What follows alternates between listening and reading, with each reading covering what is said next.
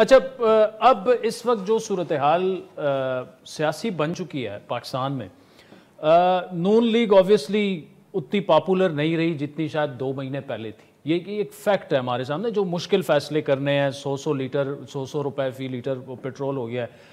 क्या आप समझते हैं कि 2 से 3 माह में इलेक्शन करा देने चाहिए? बिल्कुल नहीं जी। मैं तो पार्टी की नुमाइंदगी उस तरीके से कोई इन्फॉर्मेशन लेके तो नहीं कर रहा। मैं तो एक पॉलिटिकल वर्कर की हैसियत से बात करने लगा हूँ। हमें टेन्योर पूरा करना चाहिए और इस टेन्योर में डिलीवर करके दिखाना चाहिए और इन चीज़ों को रिवर्स करके दिखाना चाहिए, ना तो छोड़ के भागना चाहिए इस वक्त। ठीक है सर, अगर भागना था तो फिर बजट से पहले चले जाते। वैसे इट्स टू अर्ली टू जज जब भाई साहब, लेकिन डिलीवर करते नजर नहीं आ रहा हमें फिलहाल। देखिए ना, फिर अगर नहीं आ रहा तो फिर हम आए क्यों थे? मेरी बात समझ रहे हैं?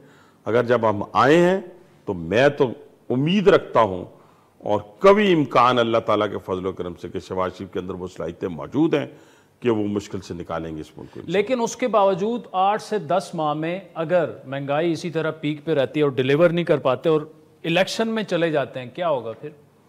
इलेक्शन पाकिस्तान मुस्लिम लीग नवाज का आने वाला इलेक्शन, ये तो अब आप तो पॉलिटिकल मफरूजों पे बात करने नहीं, पॉलिटिकल आप भी आदर में मफरूजों पे बात कर रहे हैं ना कि भी 10 महीने आसान सवाल है। अगर डिलीवर ना कर पाए तो अवाम कैसे ट्रीट करेगा? हम ये कह ही नहीं रहे ना कि डिलीवर नहीं कर पाएंगे।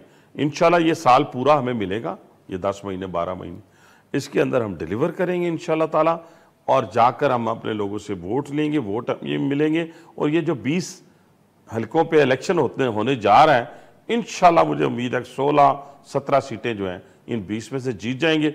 उससे फिर आप अंदाजा लगा लीजिएगा कि अगर जनरल इलेक्शन आए तो हमें कितने वोट मिले। अब भाई साहब, एक तो ये कि एडमिनिस्ट्रेशन यहाँ पे भी आपकी है, उधर भी उसकी है, और वो पीटीआई वाले यही कहेंगे कि जी देखें ना, इनकी गवर्नमेंट है तो इन्होंने वो करा लिया। एक तो ये, दूसरा जो इमरान खान साहब एक बयानिया बना रहे हैं बड़ा मजबूत कि जी बाप इधर प्राइम मिनिस्टर है, बेटा जो है वो पंजाब में सीएम है, तो इनको अपनी पार्टी में और कोई नजर नहीं आता।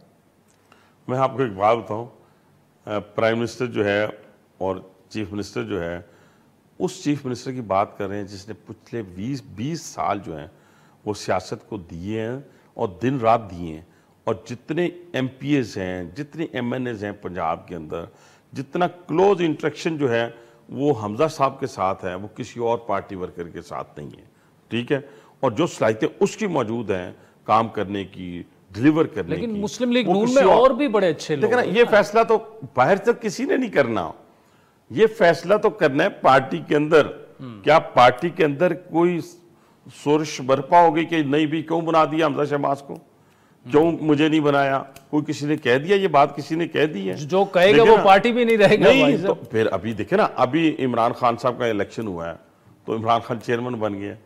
ये वही इमरान खान है जो कहता था देखिए जी खुद ही चेयरमैन बन जाता। बयानी में तजाद तो। अच्छा, ये लीडर ऑफ ओपोजिशन राजा रियाज साहब बन गए, जिन्होंने आगे जाके आपसे टिकट लेना है। ये तो ये क्या मतलब पार्लिमानी मजाक ही हो गया? देखिए ना, मजाक नहीं हुआ। सबसे पहली बात है इमरान खान साहब को समझ आ जाएगी कि इन्होंने कितना बड़ा ब्लंडर किया है पार्लियामेंट को छोड़ के। ये पार्लियामेंट के अंदर रहते हैं, लेकिन वो इतने मुश्ताक हैं हुकूमत लेने के, वजीर आज़म बनने के, कि वो चिमटे रहे आखिरी वक्त तक, जब तक बाहर 2 बड़ी बड़ी गाड़ियां नहीं आ गई जेल ले जाने वाली, उस वक्त तक वो शख्स जो है वो चिमटा रहा अपनी कुर्सी के साथ। उसने इस मुल्क के अंदर ऐसा हिजान पैदा कर दिया रात को 1-2 बजे तक कि जैसे इस मुल्क के अंदर ना कोई आइन है ना कोई कानून है। तो उस तरीके से तो हम इंशाअल्लाह ताला इस मुल्क के साथ कभी खिलवाड़ नहीं करेंगे। जमहूरी तरीके से इस मुल्क का इक़्तिदार हासिल करेंगे और अगर कोई जमहूरी तरीके से हमें उतारेगा तो हम जमहूरी तरीके से आराम से चले जाएंगे।